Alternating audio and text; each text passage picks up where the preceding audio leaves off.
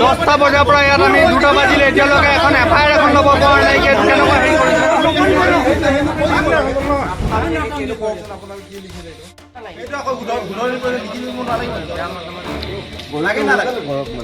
সেইটোৱে কথা। এতিয়া 2টা বাজিলে আপুনি আমি 10টাৰ পৰা এতিয়া 2টা বাজিলে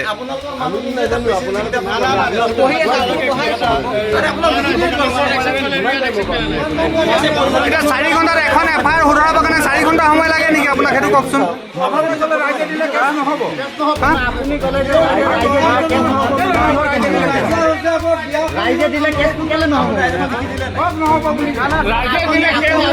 আপুনি প্ৰথমতে ক'লে ৰাইজে এতিয়া সেইটো একচেপ্ট কৰিছে। এজাহাৰ দিয়াৰ পিছতে এজাহাৰ ঘূৰাই দিছে। কিয় কাৰণে ঘূৰাই দিছে এজাহাৰ? এজাহাৰ একচুৱেলি তেওঁলোকে ল'ব লাগে। এজাহাৰখন তেওঁলোকে ঘূৰাই দিছে। এজাহাৰখন ঠিক হোৱা নাই বোলে।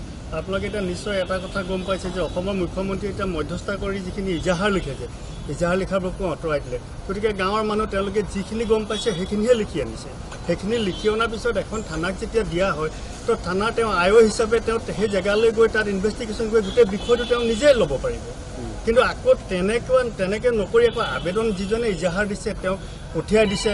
যি ঘৰত ঘটনাটো ঘটিছে তেওঁৰ ঘৰৰ মানুহৰ পৰা তেওঁলোকে ইজাহাৰখন লৈছে, এই ঘৰৰ ইজাহাৰটো লোৱা নাই। আচলতে এইটো দুৰ্ভাগ্যজনক কথা এনেকুৱা কথাবিলাক।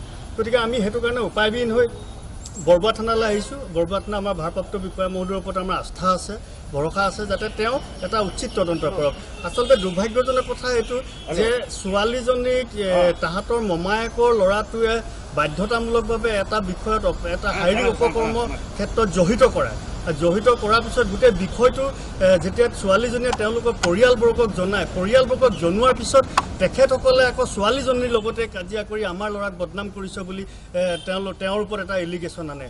উপায়বিহীন হৈ ছোৱালীজনীয়ে সেই পুৰুষজন পুনৰ সেই ছোৱালীজনীৰ ওচৰলৈ যেতিয়া আহিছিলে, তেওঁ এটা কেমেৰা মোবাইলত তেওঁ গোপন কেমেৰাত তেওঁ এই ভিডিঅ'টো ৰাখি উপায়বিহীন হৈ তেওঁ জহৰ খাবলৈ বাধ্য হৈছে।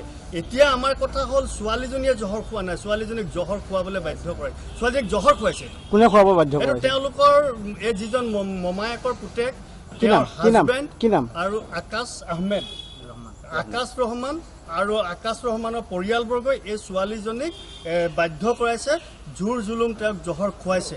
আকাশ ৰহমান কোন হয়? আকাশ ৰহমান ছোৱালীজনীৰ হাজবেণ্ডৰ মমায়েকৰ পুতেক হয়, যিজনে বলপূৰ্বকভাৱে এই বিষয়টো অপকৰ্ম কৰিবলৈ বাধ্য কৰায়। আৰু এই অপকৰ্মৰ ক্ষেত্ৰত ছোৱালীজনীয়ে তেওঁৰ পৰিয়ালবৰ্গ হাজবেণ্ডৰ পৰিয়ালক গোটেই বিষয়টো অৱগত কৰিছে। অৱগত কৰাৰ পিছত ছোৱালীজনীকে আকৌ এটা এলিগেশ্যন আনিছে যে তই আমাৰ ল'ৰাৰ বদনাম কৰিছ। উপায়বিহীন হৈ ছোৱালীজনীয়ে এটা প্ৰমাণ ৰাখিবৰ কাৰণে এটা মোবাইলটো এটা জেগাত ৰাখি তেওঁ ভিডিঅ' কৰি গোটেই বিষয়টো তেওঁৰ লগৰ ছোৱালী এজনীলৈ ভিডিঅ'টো পঠিয়ালে। নহ'লেতো আমিও গম নাপালোঁ কি কাৰণ ছোৱালীজনী আজি এই পৰ্যায়ত আহিবলগীয়া হৈছে।